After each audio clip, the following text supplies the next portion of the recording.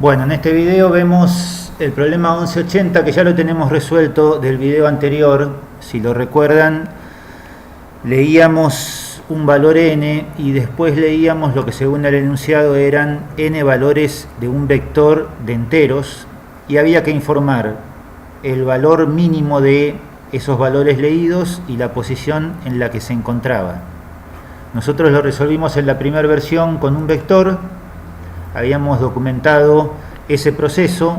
Ahora vamos a hacer un proceso un poquito diferente para mostrar que en realidad no necesitábamos trabajar con un vector y por lo tanto vamos a resolver el mismo problema, para que quede claro, sin vector. La lógica que usamos para la solución es la misma, porque leemos los valores y guardamos registro del mínimo y de la posición, o número de orden podríamos decir ahora, o número de orden en el que fue leído. Por lo tanto, vamos a la solución que ya teníamos, la guardamos como 1180 demos sin vector.cpp y lo que vamos a hacer es modificar el programa que teníamos. A ver, si ustedes lo recuerdan, nosotros hacíamos el algoritmo con dos etapas. Una era leer el vector completo y otra era recorrerlo una vez de izquierda a derecha para encontrar el mínimo y su posición. Ahora vamos a hacer algo que combina todo eso y vamos a leer y a la vez quedarnos con el mínimo y su posición. Los valores los vamos a leer en una variable que va a ser siempre la misma y que se llama auxiliar. Para que quede claro, vamos a declarar mínimo y posición también arriba, porque las vamos a necesitar, pero por el momento no las vamos a inicializar.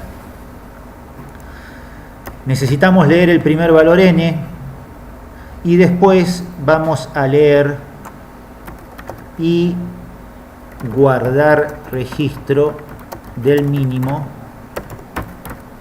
Vamos a leer los n valores que serían los del vector y vamos a guardar registro del mínimo en cada momento. Lo vamos pensando un poquito. Nosotros tenemos que leer n valores. Antes lo hicimos con un for y los teníamos en un vector.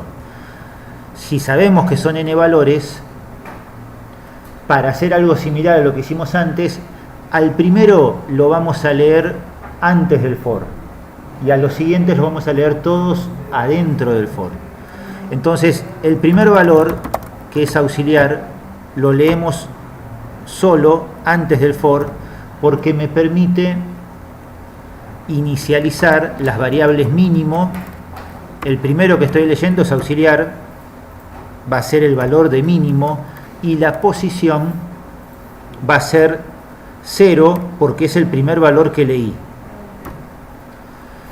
Después de eso hago algo como el for que hicimos antes y va a ir desde 1 mientras i sea menor que n.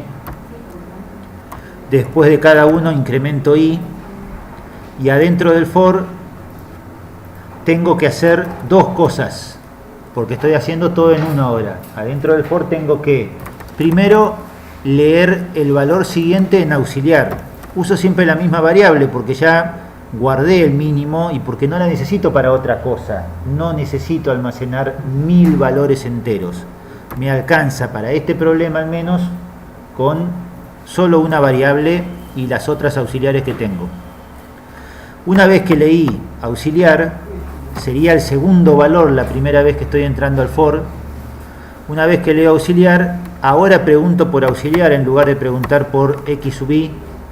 Si auxiliar es menor que el mínimo hasta el momento, lo guardo en mínimo y en posición guardo una vez más I. Y con eso modifiqué el programa para tener una solución que no usa vectores. Veamos si compila y veamos si me da los datos que corresponde. Me olvidé de cerrar el for, por eso me faltaba una llave. Me da los datos que corresponde si compila para el caso de prueba que teníamos, que creo que ya me lo prendí, era algo más o menos así, para 10 valores de entrada. El ejemplo más o menos era 1, 2, 3, 4, menos 5, 6, 7, 8, 9 y 10. Me tenía que informar menos 5 y 4, así que ahí tengo una solución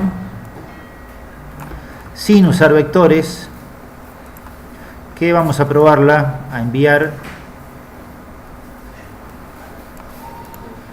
Pegamos por acá, vamos al botón verde, enviamos,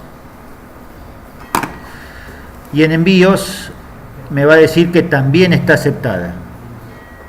Por lo tanto, las dos soluciones fueron correctas. Como siempre, tenemos muchas formas de solucionar el mismo problema. Con eso terminamos con este video. Chau, chau.